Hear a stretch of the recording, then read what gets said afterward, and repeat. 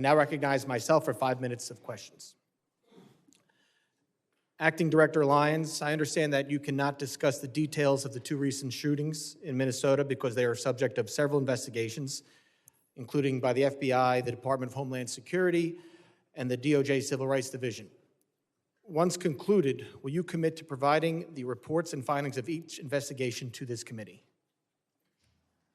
Yes, Mr. Chairman, we're fully committed to give you the full and unabridged investigation and the outcome. Thank you. Commissioner Scott, can the committee have the same commitment from you? Yes, sir. Thank you both.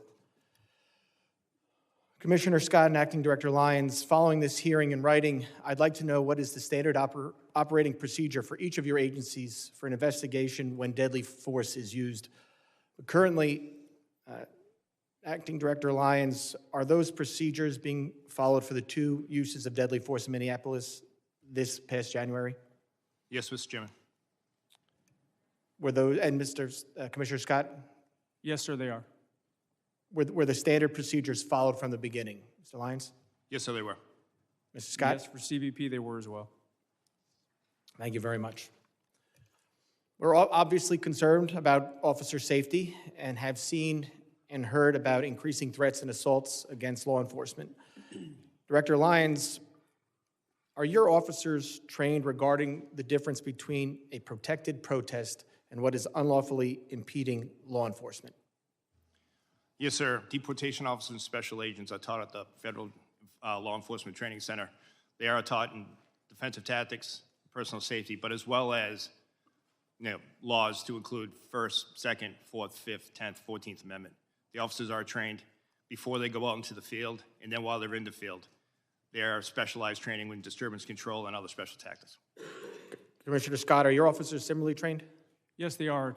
At FLETC, ongoing training in the field, and then anytime we're deploying them to the interior, they get updated law refresher training to include First Amendment and Fourth Amendment.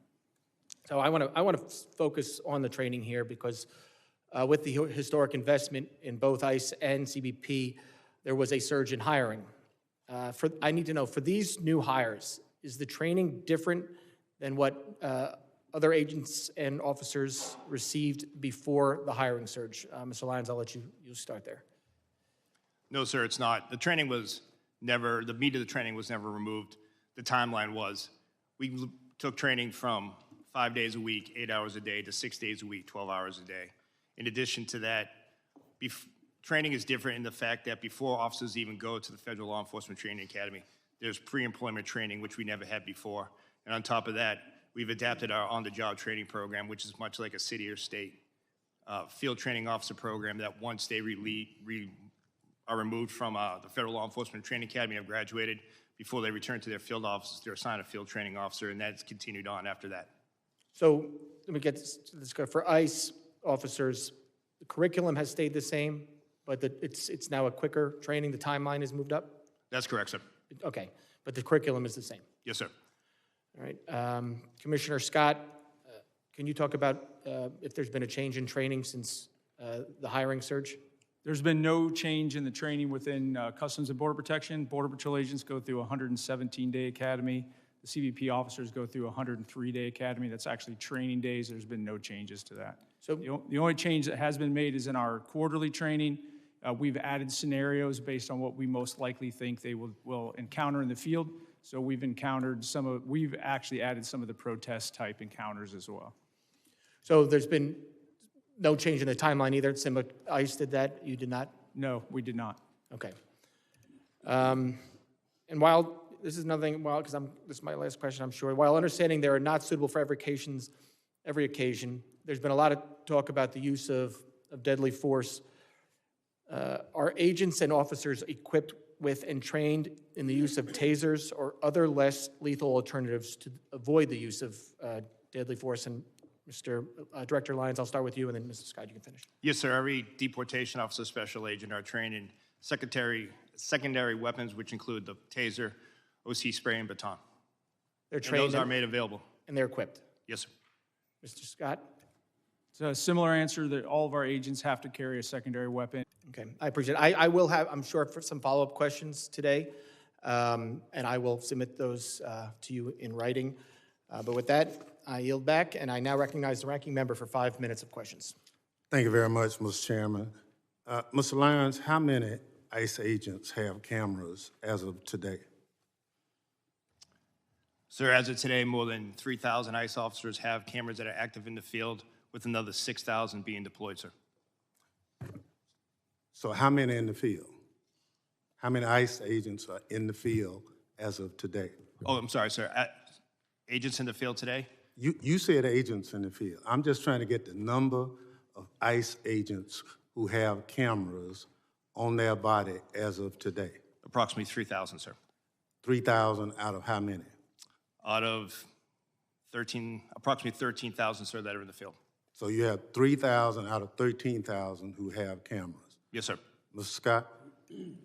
I don't have the actual number in front of me right now. It's about 10,000. We're building that program out as we speak. 10,000 out of how many?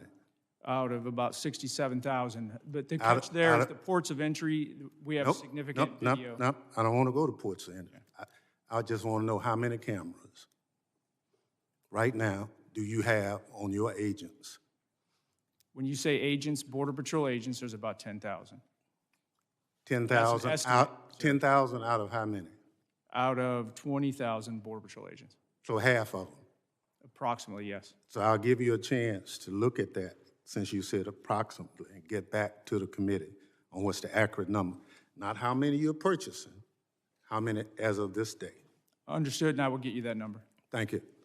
Mr. Lyons, what's the regular timetable of training an ICE agent? Sorry about that, sir. Right now, the training is approximately 47 days at the Federal Law Enforcement Academy. Overall training is about 3 months, sir. So you went from 3 months to 47 days. No, sir, the whole total training to include the pre-employment training and then the OJT program is 3 months. And 47 days in the Federal Law Enforcement Training Academy. So they go to Flexi for 47 days or for 3 months?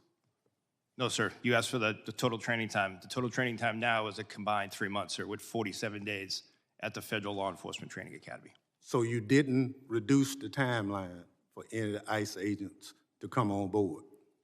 We reduced the timeline for the previous certified federal law enforcement officers or special agents, where we went to the ones who are already trained in firearms and defensive tactics and criminal procedure. We adapted to a shorter program so they would just have the extensive Immigration Nationality Act training, immigration law, and ICE-specific training. So if you hired somebody for ICE today, how much training would they receive before they become a full-time agent? So for a person off the street who has never been a law enforcement officer, they're looking at approximately 3 months of training, sir. And the 47 days is for who? That is for everyone that hasn't, who's never worked for ICE, sir. So you could have someone that's a Capitol Police officer. They would not have to go through extended training for when it comes to defensive tactics, firearms, et cetera. They would have to go through the rigorous immigration training, which unfortunately immigration law is just as confusing and long as tax code, which we have to ensure that we devote that extensive time to. Thank you so much. But Yes, sir. would you provide the committee with the timeline? Yes, sir. We will provide you. Some of us understand it's 47 days. Yes, sir. We will But provide you're you telling us it's 3 months. from the beginning, sir, when they go ahead and come on pre-employment training to the Thank you. OJT program afterwards. But we will provide the committee with the full for Okay. each breakdown. For Mr. Lyons and Mr. Scott, over the past several weeks, the president has made a series of comments regarding the midterm election. The president has urged my Republican colleagues in Congress to nationalize elections. Now, are you involved in any planning on guarding precincts in this country as of today? Mr. Scott, No, sir. Mr. Lyons. No, sir. So there's no information, you've not been asked to start deploying people for areas anywhere? No, sir. Well, thank you very much. Mr. Lyons, I'll get it in writing, Mr. Chairman. I'm going to follow your directions on that. Gentleman yields back. Thank you, Ranking Member.